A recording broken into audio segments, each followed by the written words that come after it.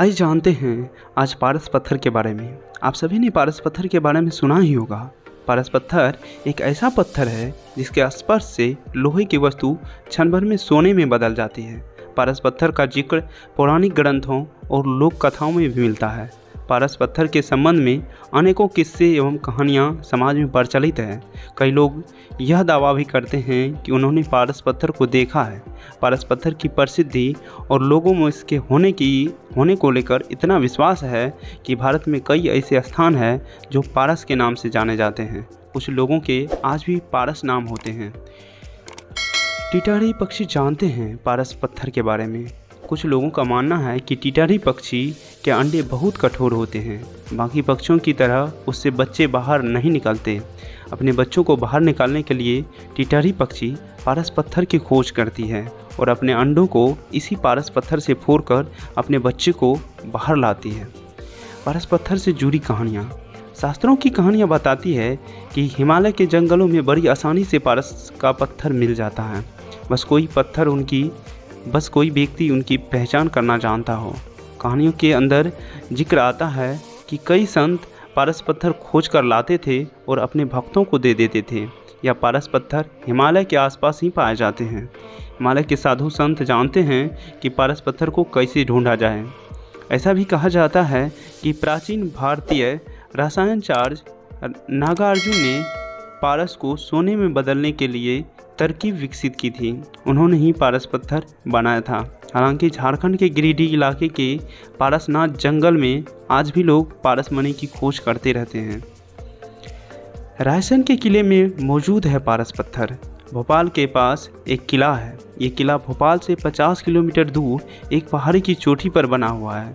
इस किले का नाम है रायसेन का किला। कहते हैं कि इस किले के अंदर पारस पत्थर आज भी मौजूद है। उस पारस पत्थर को राजा से लेने के लिए यहाँ पर कई युद्ध हुए। ऐसा ही एक युद्ध राजा रायसेन ने लड़ा। वो इस युद्ध में हार गए। वो पत्थर किसी और के हाथ में ना चला जाए, इसलिए उन्होंने उसको किले के अंदर ही तालाब में फेंक दिया। आखिर में युद्ध के दौरान ही राजा की मृत्यु हो गई। मरने से पहले उन्होंने पारस पत्थर के बारे में किसी को नहीं बताया। उनकी मृत्यु के बाद ये किला वीरान हो गया। इसके बावजूद उस पारस पत्थर को ढूंढने उस किले में बहुत से लोग आए।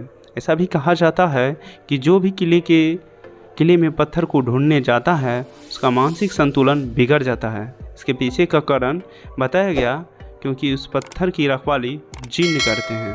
यही वजह है कि उसको ढूंढने वाला हर इंसान मानसिक संतुलन खो देता है। कहते हैं कि अब इस काम के लिए सिर्फ तांत्रिकों की ही मदद ली जाती है। दिन में इस किले को लोगों के लिए खोल दिया जाता है। दिन में यहाँ लोग घूमने के लिए आते हैं। वहीं रात होते ही यहाँ खुदाई का काम शुरू हो जाता है। इस खुदाई की बात का सबूत किले में अगले दिन बड़े बड़े गड्ढे देखने को मिलते हैं।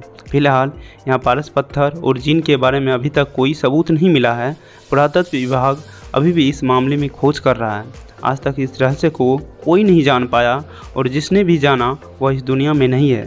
परंतु कहते हैं कि पारस पत्थर की खोज अब तक जारी है। एटॉमिक संरचना की माना जाए तो कोई ऐसा पत्थर नहीं होता जो लोहे को सोना बना दे। यह काले रंग का सुगंधित पत्थर है तथा ये दुर्लभ होता है। यह पत्थर बहुमूल्य है। इसके होने से सकारात्मक ऊर्जा में वृद्धि होती है, नकारात्मक ऊर्जा कम होती है। यह वहाँ किसी चीज़ की कमी नहीं होती है। किंवदंती के अनुसार 13वीं सदी के वैज्ञानिक और दार्शनिक अल्बर्ट मार्क्सुन ने पारस पत्थर की खोज की थी। जय हिंद। आपको अगर वीडियो पसंद आई तो लाइक करें और अपने दोस्तों के साथ शेयर करें।